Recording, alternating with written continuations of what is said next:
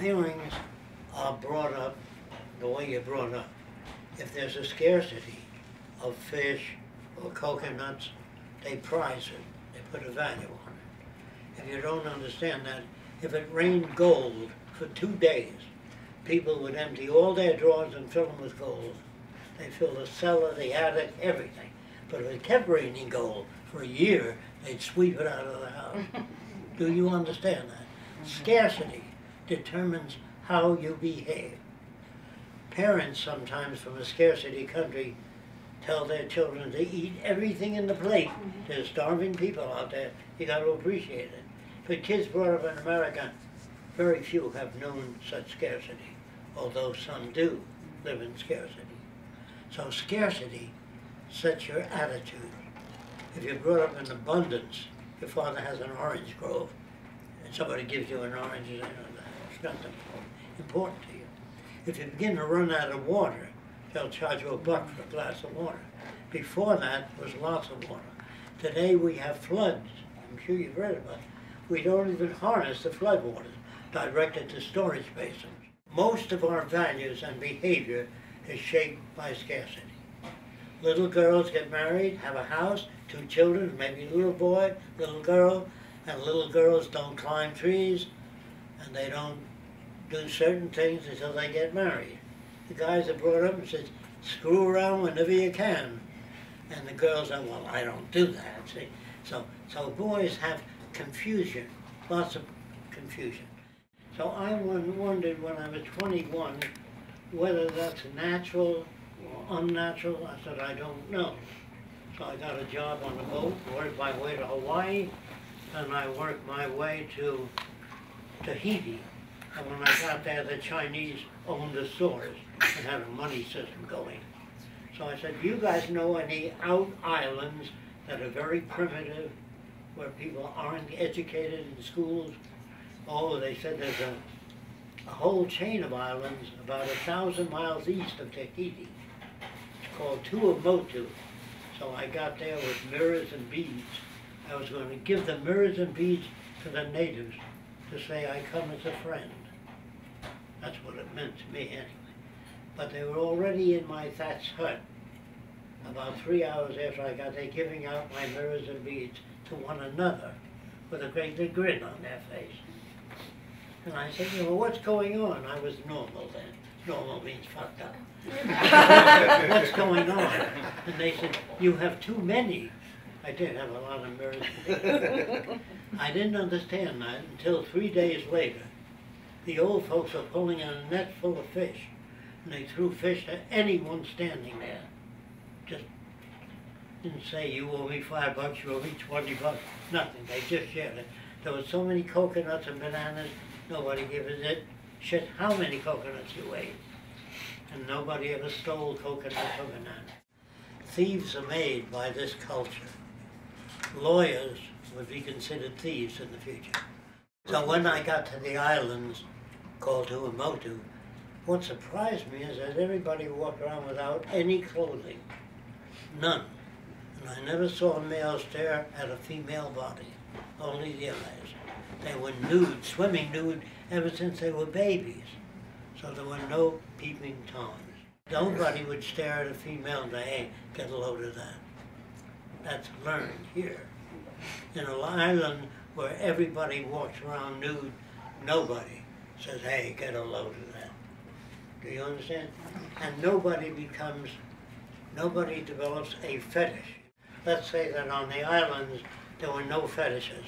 There were no tit men, leg men, ass men, hair men that like long hair, short hair, big breasts, small breasts. All that's learned by culture. But when they walked around nude, they never stared at the bodies anymore. Women nursed their babies centuries in the presence of men, and nobody stared at them. But there were no fetishes. That's interesting. There were no men collect pictures of nude women. No girly magazines. Do you understand why? Not because I say so, because they were brought up nude. That's why. So I think if you don't want fetishes, that is, men who like legs, tits, ass, all these different customs, are picked up by culture. If you're brought up in the islands, That was restricted. they made love on the beach. They didn't make love privately. But the guy said to the girl, "Me like you," and he stroked the whole girl. When you stroke a dog, you stroke the whole dog. You don't stop at the balls. You stroke the whole dog. Do you understand that? Only when you're brought up with fetishes. Fetishes. If you cover the girl's nose, said the guy, "Do you ever see a girl's nose?" No. Show him a little bit, he'll have to loosen his collar if he's brought up to that. There is nothing sexy about a female body, except the way you're brought up. In the future, boys and girls will swim nude when they're very young. That does away with peeping toms. You understand In a sense, it's like a scarcity. Yes, it's a scarcity. So a lot of people think, well, women in America that I've talked to say, "You know how men are." Oh, they think it's sex. That's because they're brought up that way. In the South Pacific, they had sex when they were able to. Nobody ever talked about it. The word God made this and God made that does away with a lot of questions. Kid says, "What makes war?" Satan. What makes peace? God. So they give you simple answers, and that's why it's easier for people to do the wrong thing. Guy said, "The trouble with you, Fresco, is every time I ask you a question, I get a lecture, not an answer." Well, there are no answers. They're very detailed things that make people the way they are. So the guy says, it's a good old USA. You can get a lot of people to follow that person. But if you say George Washington had 300 slaves and a multi-millionaire, did you know that? And a very snobbish son of a bitch. Most early Americans were the same, no good. Same with it in England. They say the sun never sets on England. Where do you think they got all that land? They slaughtered millions of people. How many of you read Confessions of an Economic Hitman? We have men in America that kill when we say, "Get rid of that son of a bitch. He's a threat to our culture." Our culture's no good. Britain's no good. France, Germany, none of them are any good. They can't be good. A religious person can't be religious. Jesus chased the money changers out of the temple. Now they're all back in, controlling everything. That's who controls America. You think you participate, you don't participate in anything. No matter what you stand for, people will hate you. If you're Lutheran, people will hate you. If you believe in the teachings of Mohammed, people will hate you. There's not a philosophy you can embrace that people wouldn't hate you for. If you're gay, the gays will not quite understand your behavior, and you don't understand their behavior. There's nothing wrong with anybody. Whatever they do has to do with their culture. Now, the witch doctor indoctrinates kids on the island to believe in his power. So he says the guy that committed a crime will drop dead. And he lines up everybody and he holds a skull over their head. As he gets to the guy that committed the crime, he starts to shake and he collapses.